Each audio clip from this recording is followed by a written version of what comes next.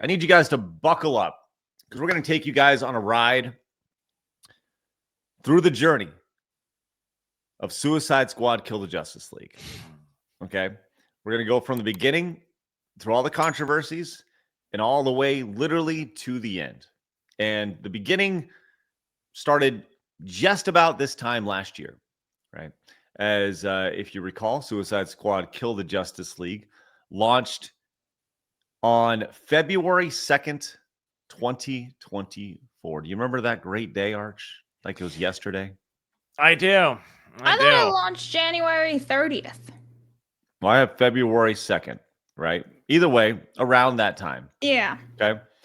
Either way. So, and you can see the game has not done very well historically. It had a big launch here and had a couple peaks here, and this is when I think they announced that it was going away. So people are like, "Oh, I gotta go play it real quick."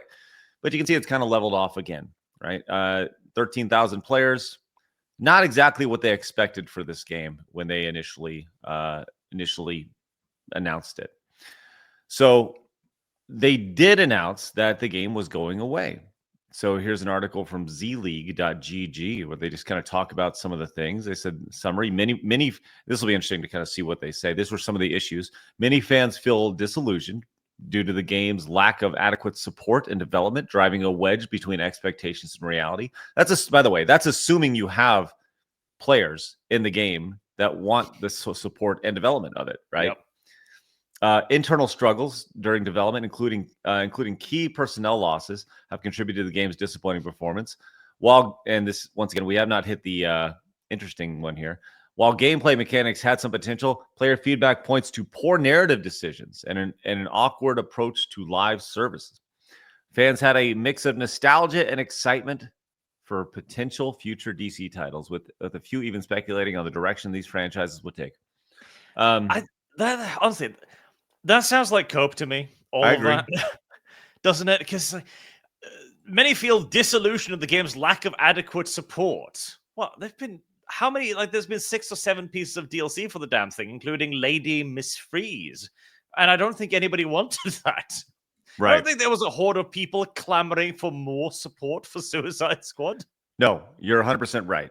And there was a lot of talk about Sweet Baby Inc.'s involvement. I mean, this is a very, when you look at the iceberg of what's going on in the gaming space right now, Suicide Squad Kill the Justice League is the tip of the iceberg, right?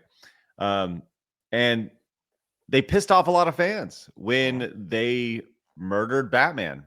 So here we go, right here. This was the scene that happened. You know, Joker used to be real good at hurting people with words. But you, boop. Even when you're evil, you're still too good. You had a good run, Brucey. Flying around Gotham, punching bad guys, clean up the streets, causing long-term mental and emotional damage to everyone you knew. It's our turn now. After all we've been through. Oh, bet you didn't think it'd be me at the end, huh, Bats? Are we done with your bad stand-up routine? Almost. But you always gotta end on your best joke.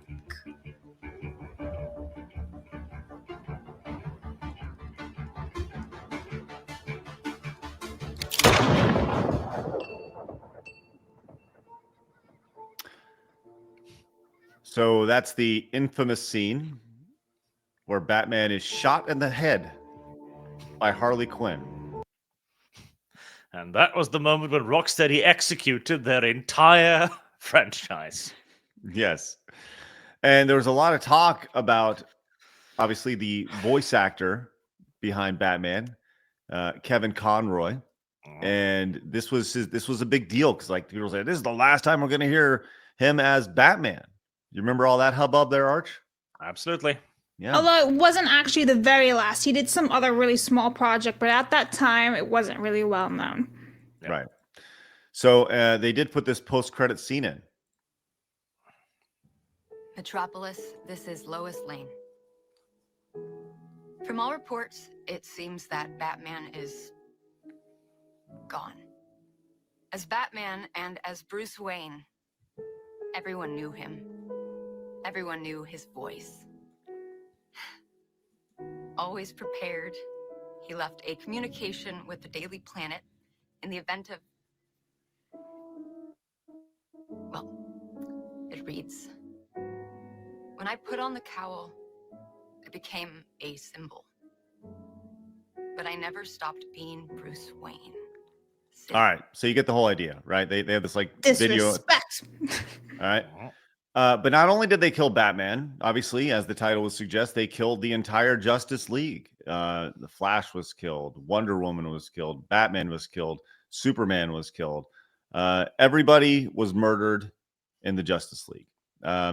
It was so bad that the game received poor reviews from literally everybody, including IGN, who, as you saw in the subtitle there, Identity Crisis here. They gave it a 5 out of 10. Which for IGN means it sucks horrendously. So it was interesting to watch the conversation around this game as it was released, and how nobody truly could find a whole lot of positive things to say about this being a live service game, the narrative of it, the company's involvement, the pushing of certain narratives in it. So first and foremost, Arch, that's kind of where we're at with all this. And this goes back to a lot of the conversation was around Sweet Baby Inc. and their involvement in this. This is the first time we heard the name Sweet Baby Inc. Do you remember hearing about that company? Yep, started kicking off at the time and became synonymous with incredibly poor narrative decisions. Yes, 100%, which is ironic because they are an award-winning team of writers and narrative designers who help make stories better. Yes, my mother's award for greatest fanfic, 2012. Yes. And what we've learned about Sweet Baby since their involvement here is that pretty much every game they touch goes to the bargain bin. It is not a very good sign when Sweet Baby Inc. is associated with it. I mean, it kicked off the DEI Detective group, DEI Detective Steam group, the third largest Steam group in the world. Obviously DEI Detected with Cabrutus. This was a very big game culturally, but they kept kicking, man. They kept going, Arch, and they said, "Hey, we're doing multiple seasons," and we're like, maybe they'll turn the corner. And in that season 2, they announced, Arch, that. See, this one holds a little bit of a special place in my heart too, because one of the most like number 4 most popular, I think, videos on my Archcast channel is How Far We Have Fallen, Nora Freeze, and how they took Nora Freeze from A Heart of Ice, which is an amazing episode of Batman the Animated Series, who creates a fantastic character of Mr. Freeze, and how they've now turned her into a prostitute with a tramp stamp. And it's such a desecration, and it is a desecration for no other purpose than to desecrate. It's like a tiny child pulling the legs of a fly just because it can. And female Mr. Freeze here, like it completely destroys the entire character. Like, okay, where is Mr. Freeze? Is he frozen somewhere? Are you doing it for him? If so, why? Why are you then going on a crime spree? Like, his entire character is destroyed in this. And they even put him in Pride colors too, because that's Mr. Freeze, the cold-hearted man who never cares about anything except his dear wife. But he does care about Pride. Like, oh, good. Fantastic. That's right. Well, they continued with after season 2, obviously going into season 3, and they introduced Lawless here, which if you recall the cutscenes associated with Lawless, she was about social justice and tried to do a Robin Hood thing, steal from the rich, give to the poor, the less privileged. And God, the design is so terrible. Yeah, lovely Zoe Lawton, aka Lawless. And this obviously, one of Gotham's newest, most ethical thieves. This is a thing. Ethical thieves is what we're going with here. Amazing. What a great term. Then we have season 4 was announced. And not a whole lot of people were interested in this arch. This has been a ongoing saga for the better part of a year, which ultimately led to a $200 million loss when it came to a Suicide Squad Kill the Justice League. I mean, almost guaranteeably, they were contractually obliged to do this. Like they had a deal, like you're going to deliver this and this much content over this and this much time, and that's why they pushed it all out. I can see no other reason because nobody cared about this at all. Well, Yellow Flash did because he actually gifted it to Blabs, which was very nice. I actually rejected it. Oh, I wouldn't let him spend the $5 on it. I rejected it. I messaged him in a private DM. I was like, "Thank you for sending it to me, but I won't let you spend $5 on this game and give it to Warner Brothers. I won't let you do that." That's right, because the $100 value was reduced to $5 for Black Friday. So that's hilarious, and it still didn't sell. I mean, we did see a tiny uptick here once again at the end, right? This is the end of the month. There's Black Friday, so selling the game that was $100 now at $5. You see a little uptick here. You wonder what their revenue looked like between here and here. Literally couldn't give it away. Not really. Which leads us to today. As we have learned about the ending of Suicide Squad Kill the Justice League, and that, hey, guess what? Batman, that guy that you were so upset about, by the way, it wasn't actually Batman. He was a clone. He was a clone, man. It's okay. It's okay. I love it because it's like it is the ass pulliest of ass pulls. Like, haha, it wasn't really me. It was a clone. And the implications. Okay, so Batman cloned Superman. Keep that one in your brain for a second. Batman cloned Superman.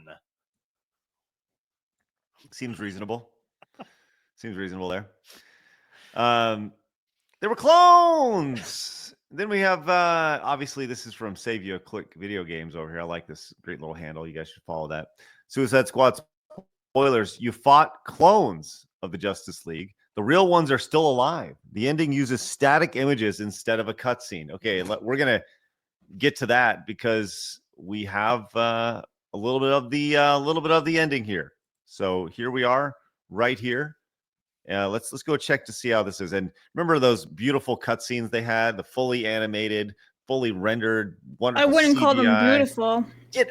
I'm playing it up, Blabs, to really. Then we have this. So we faded our butts into Brainy's lair, and he was steamed. But guess who else showed up? Brainiac, that's enough. Kryptonian, you're indubitably too disco-bobulated to fight. Don't you know, Brainiac? Anything's possible with a little help from your friends. Thought he meant us for a second, but of course he meant bats. Ow! That says the criminals. That's us. Did well following his plan. So how'd we figure out Brady had cloned the League? We were like, there were clones? Anyway, we totally laid it out. If we took him back, Walla would make them into even bigger tools. More importantly, she'd totally 86 us. Soup said the League needs to atone for everything that happened, starting with freeing all the folks Brainy tentacle wrapped, then putting as many worlds right as they can. As for us, we had a plan too. Did I mention the Wonder Trio up hack, Lawless and Toy Boy shorted out our bombs? That's important for the next part. At the end of the day, this squad sticks together. Why not do it out there in the Elseworlds instead of a freaking prison block? Road trip! Don't you love a happy ending? Even Walla gets to say she saved the world. And she will. If she knows what's good for her. Suicide Squad out! Game Clips. Thanks, Game Clips, for that. Yikes. So that's kind of where we're at with that. And I'll tell you, most people have been like, yo, what the fuck? Like, that doesn't make any sense at all. I mean, there's a lot that doesn't make any sense at all. But GameSpot sure likes it, as they tweeted, Suicide Squad Kill the Justice League finale gives everyone a happy ending. Yay. Except for Wonder Woman, who died in it, who was not a clone. So she died. So she died for literal zero reason, since the Justice League you kill in the game were just clones the whole time, while the real ones were kidnapped, except for Diana, who stopped clone Superman with kryptonite and did nothing. Also, it's implied that clone Batman just kills real Robin. So do you guys remember, like, so if you guys remember all the deaths, they were really brushed over, like really, really shitty. But the one that they all cried for, like the Justice League cried for, was Wonder Woman. They actually cried for her death. I just think that's really funny now that we know that was actually real. well, I don't think they had any idea that. No, they had no idea it would be that bad. But like, yeah, because she was a woman, you know, they actually cry for her. She was the only one who was given a good send-off. Yeah, everyone else was killed like horribly. Yeah, this is crazy to see them just totally retcon the entire story that they played through. And as a player of this, like I said this yesterday when this story first came out, I was on Tuesday night's main event. Like, this is as corny as at the end of like Mario 2, where it's just a dream. Oh, it's just a dream. It was all pretend. You know, like it's such a cop-out in the worst way possible. And I think this is such a wonderful fitting end for Suicide Squad Kill the Justice League. It seems rushed. It seems they're trying to save face. And Blabs, you put it perfectly. It's damage control.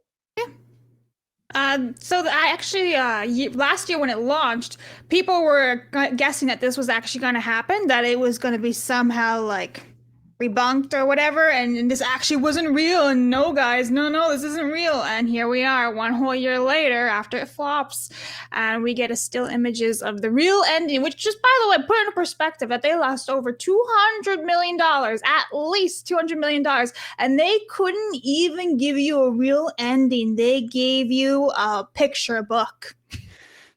Just put that into perspective. So, Arch, what's the biggest cop-out that you've seen, you know, in your gaming life? Have you seen anything like this? Because this to me is such a retcon cop-out bullshit. Nothing will ever quite match one thing that happened in Warhammer, which is the reflection cracked.